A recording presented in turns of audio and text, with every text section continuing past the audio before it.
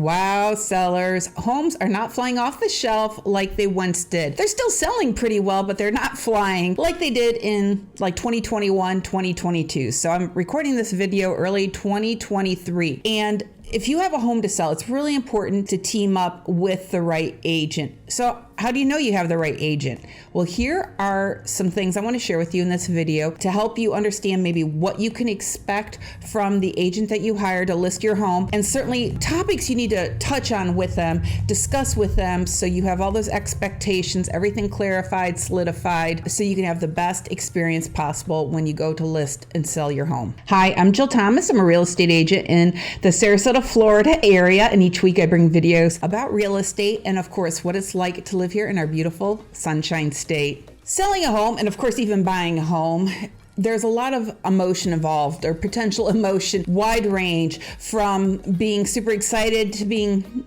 sad or frustrated. There's a lot going on, and each property is different. Each transaction's different. But if you can find the right agent, then a lot of those more challenging emotions can definitely be minimized and brought down. Sometimes it's impossible to eliminate it completely, but you want somebody who's going to help you out so things do not escalate any more than what they need to. That's for sure. So that's why in this video, I want to share with you some really important key points for you to consider as you're interviewing and as you're talking to and then listing your home. Okay, my little girl Carly here has been barking, so I want to hold her for a few minutes, see if she'll be calm for just a little bit. But the first thing we need to really talk about is communication. Communication is so important. Really finding an agent who's going to communicate well with you, clearly with you, where you guys can connect might be the most important thing. Of course, besides somebody who's being ethical and honest in their approach, you want somebody who's going to be transparent as well. But that's a little bit harder to gauge sometimes, but communication, usually you can get a pretty good feel for that early on. And if you don't have an agent who communicates well, things can escalate really fast and you can be frustrated easily. So that's why, part of the reason why this is so important. Now, this is point one, communication. All my other points could really fall underneath communication, and I'm going to kind of touch on them a little bit, but definitely this needs to have its own section altogether. Now, the communication is going to come in different phases. It's not like you want to wait for somebody to communicate well once the property's under contract. You need somebody who's going to share things with you straight up. So if you're interviewing that agent, or maybe you already know, like, hey, I really like Jill, I know she's the agent I want to use, they should be communicating things with you right away at that first appointment. Setting expectations, that's huge. That's really when we're disappointed, is when our expectations aren't met. So setting those expectations, sharing the process, things that could happen, might happen, how it all works. Of course, we need to discuss pricing, early on, and kind of see if we're on the same page. And even if you're not on the same page with your agent, come up with a game plan. If the property doesn't sell within a certain period of time, you need to discuss your motivation with that as well. So that's all really important stuff. Listen to your agent. They should be communicating maybe on ways that you can improve the property before you list it, before that photography's done. And then in the end, really share so many things. Like this video, there's not enough time for me to really go in depth about everything that could be shared and all the different options that you as a seller can make earlier on in the process. And so often I'll sit down with the seller and say, okay, we can go this route or that route, this way or that way. What approaches would you like to take? I give pros and cons. In the end, it's the seller's choice. So all those things early on, super important with communication. Then communication's important when when the property's listed. We want to hear about showings. We want to hear about feedback. We want to hear, you as the seller want to hear about marketing efforts, because again, early on, we're going to talk about marketing in detail in just a moment. But if a listing agent makes all these promises to do certain things with marketing, then you can follow up. Okay, how's that going? Has there been any positive or negative results from that marketing? What do you see? And so all of that's really important. And then as the listing agent does get feedback and you maybe learn some things through those showings, then to discuss it with the seller, look at her, discuss it with the seller and figure out if maybe there's some things you guys need to do to pivot, change things up a little bit, change an approach. And so that's really good too. And then finally, once you're under contract, there's a lot that goes on. So you want to make sure the agent's communicating all those really important dates. If you see any hiccups coming up, if maybe the buyer isn't following through with what they're supposed to do, what are the ramifications? What are the seller's options? Because things might come up from inspections. There's a lot of stuff that can happen. And so we want somebody who's going to communicate really well with that, be clear so you as a seller understand all that. And then also there's a lot of other coordinations with inspections, appraisals, and there might be other reasons why a person needs to be in the home sometime between contract and closing. So communication is really key. Now, communication is a two-way street. The agent needs to be communicating with you as the seller, but it's also really important, seller, for you to communicate with the agent. Every person comes into a real estate transaction with their own thoughts and ideas of how things should be happening. Maybe it's based on past experiences. Maybe it's based on things that you've read online or things that buyers or other friends or family have told you about. And so you come to the table with that. So make sure that as you're talking back and forth with your agent, that you share some of your thoughts too. Again, we want to minimize frustration, minimize anxiety. We talked about expectations.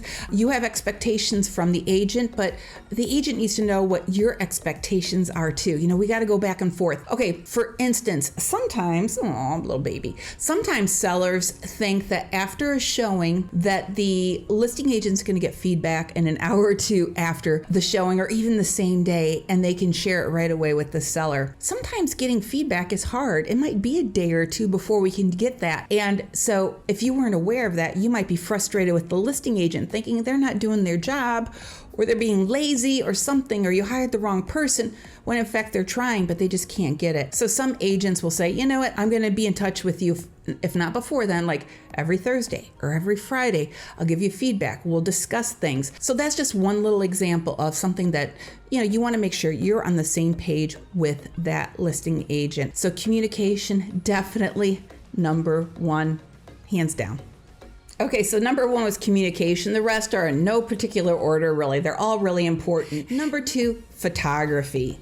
Now, in my opinion, the listing agent should always pay for photography, professional photography, not using your cell phone. Now, sometimes maybe drone photography would be super appropriate, sometimes not. So there's some other elements that we could layer on top of that. But at a minimum, professional photography really puts the home's best foot forward. It makes a huge difference. And even if, let's say, you're going to try to do for sale by owner, pay for professional photography. It makes a huge difference. So often sellers, bless their hearts, I'll talk to them and they'll think that they did a beautiful job taking pictures, and honestly, it's horrible photos. They're dark, they're just not good. So pay the bit of money. In most markets, it's under $200 for a basic package. Pay for those good photos. Now, there are a couple of exceptions to this rule, and I have broken this rule because of these exceptions. For instance, let's say the house is tenant occupied and it's just a mess. There's piles of stuff everywhere. And if I go into a home for photography, I'll race around and try to do little things to make it better. Even if there's a good seller there and the house is clean and neat, there's still things I'll move around, but there's just some things you just can't fix. In that case, it's not really worth it. It's not going to make a difference whether or not you hire a professional photographer, or some homes that are just a big mess. Like maybe the house is already gutted down to the studs. Maybe somebody's tried to do some work to the home and then they'd never finished it. So, there's definitely a time and place for not forking out the money for professional photography. I'd certainly say, at least 95% of the time, it's definitely worth it. So ask your agent about having a professional photographer come in. Number 3, marketing. Okay, so as we talked about, really getting good photography is step number 1 with marketing. But then what are you going to do with all those beautiful pictures? Of course, we're going to put it into the MLS, and then that gets fed out to all these other websites. But what else are they going to do? Facebook, Instagram, YouTube. Ask them what types of things they're going to do about marketing. And as we discussed, it's good to know then what are some of the results of this marketing. One thing that I've learned to do is when I first list a property, I don't always necessarily pull out both guns and start shooting like every bit of marketing opportunity there is out there. Sometimes I'll kind of pace it out, so I just don't blow it all like in one shot. Sometimes it's just kind of nice to spread it out a little bit. And then every so often, We do have people ask about print marketing, meaning putting an ad in the newspaper. Here in our area, we have the Observer, which is a free paper, and there's ads that can go in there. There's some different places where marketing could be done in print. I don't really see where that's a really big thing anymore. Of course, the shelf life on that type of marketing is very short, so I wouldn't necessarily fight your agent too much on that. But even with the brokerage I work with and some of the other ones here locally, especially during season, they'll do a little bit more print marketing, so it is out there. I wouldn't fuss about that one too much. I don't really get any results from print marketing at all. But and then the other thing too, actually I didn't even write it in my script, is ask about open houses. Some people, and that would definitely fall under marketing, some sellers don't want open houses at all. Some people think that that's everything. So that's really something for you to discuss with the agent on whether or not that's important to you in your marketing approach, is whether or not to do open houses. Okay, look at Carly. She's still snuggly right now. I can't believe it. I had some trees trimmed today and a tree taken out in my backyard that was getting a little too dangerous. So I think maybe she had a little bit of anxiety from that. So that's why she wants some extra snuggle time. Okay, but number 4, let's talk about that. Expenses. Let's talk about the expenses related to listing a home. This is so important for you to talk about with your agent. Selling a home definitely is not free, nor is it cheap. So to list your house, I totally respect that. But please know that the expenses for a seller isn't just the commission. There's some other things that may or may not be involved with that process. I will often share with sellers, okay, at a minimum, these are what your expenses are going to be, but there's a lot of if-then scenarios. If this happens, then this might cost you more money. If that happens, then you might have the option whether or not you want to do this or that, which may or may not cost you more money. So there's a lot of those scenarios that could take place.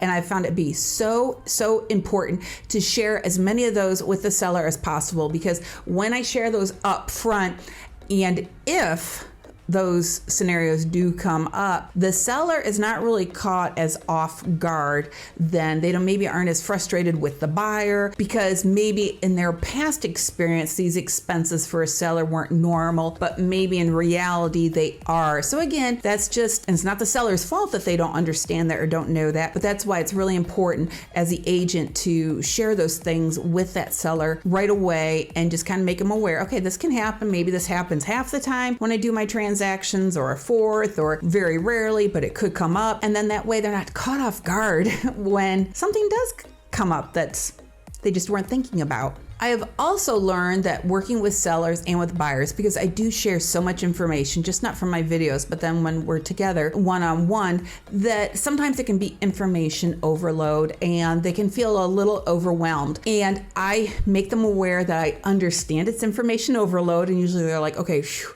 And I said, it's okay if you forget these things.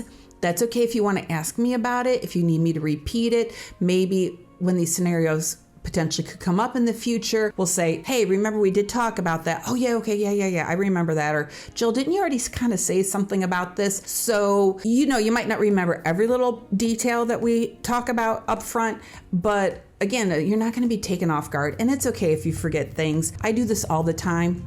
You as a buyer or a seller, you do this 1, 2, 3, 4, 5, 6 times in your life, and I'm dealing with these things, 7 days a week, 365 days a year. So that's a big difference. Okay, and then one other really important thing that has to do with money is just not how much do you have to pay when you close, but let's suppose you do sign that listing agreement and the agent pays for photography, they start working on marketing, and then you decide not to sell the home. Well, you need to ask, if that were to be the case, are you going to owe that agent any money for their marketing? Because, as real estate agents, we pump out a lot of money and we don't make anything unless we close. So, a buyer comes to town and I could spend 2 days driving them around and they seem super motivated as buyers, and then they decide not to. Well, I just lost 2 days and a tank full of gas. So that happens, and that's just the risk that we take. And so every listing agent's different on how they handle those expenses if a seller were to cancel the listing agreement. So you definitely need to ask about that. And then finally, whatever you guys guys discuss in terms of expenses,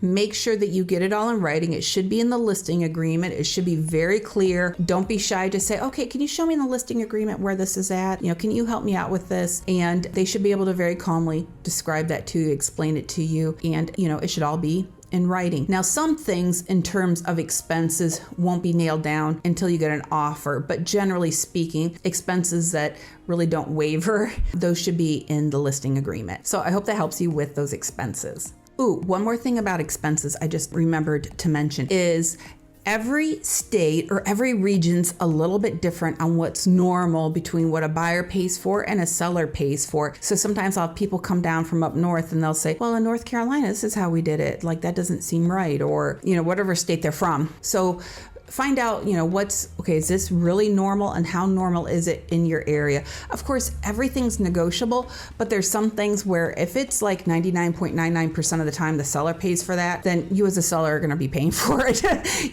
So I want to help you to understand that as well, that some expenses are regional. So when you come from another area, or they go from state to state, when you come from another area, it could be different where you're going to. Okay. Number 5, it's really important for you guys to discuss showings. How are you going to handle showings? So here's a few things you need to make sure you touch on. How is the buyer's agent going to have access to the home? Now, I use what we call an electronic lockbox. I meant to have one sitting here. I forgot to bring one home from the office today. But what's nice with that is the agent, there's no way under the sun they can just give a code or something to a buyer and they can go by themselves. So you know exactly who opened that electronic lockbox and when. So that's really great for security purposes. So talk about how's the buyer and the buyer's agent going to have access to the house. And then the next thing we'll talk about again is feedback from those showings.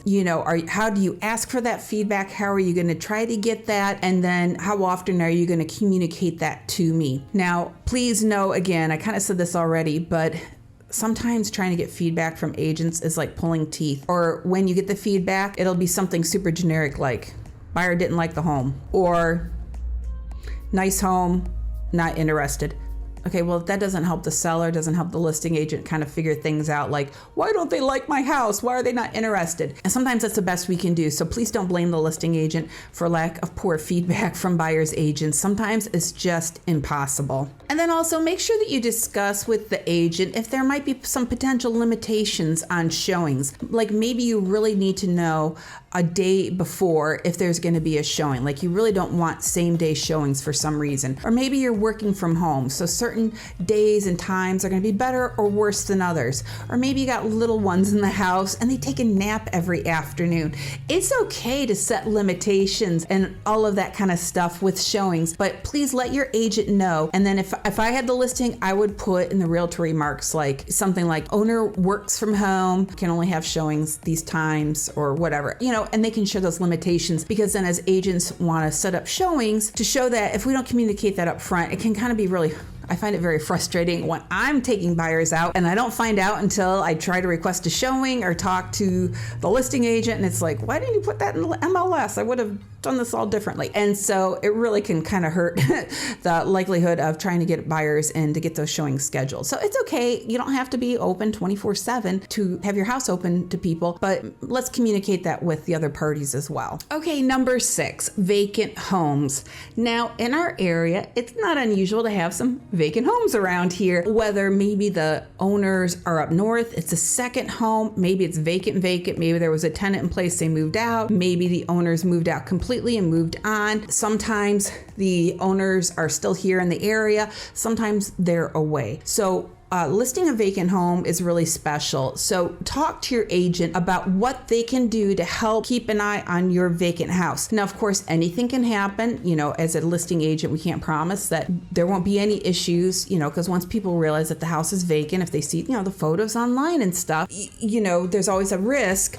Not that I've ever had any problems with that or that's a big thing, but you just want to be mindful of it. So if let's say your house is vacant and you want to make sure the house is secure, talk to that listing agent and say, now, how often do you think you can get over to the house to make sure it's secure after there's some showings? Maybe, you can't expect somebody to get over there every single day, but, can you get over there every third day to make sure everything's okay? Ask them about that, how frequently they can pop in and take a look at things. And something else I do with my vacant listings is when I pop in, I try to have like a broom, or I have a cordless vac in my house, a few little things like that, because, these front porches can get pretty grody looking right away and, just dirty, dusty, and whatever. So I like to take the broom, wipe off the front porch, wipe off that front door. That's a terrible first impression. Try to, just make sure things are a little tidy. If I need to take some Clorox wipes and wipe some things down, I do that, especially if the seller is not local. And sometimes then if they are more local,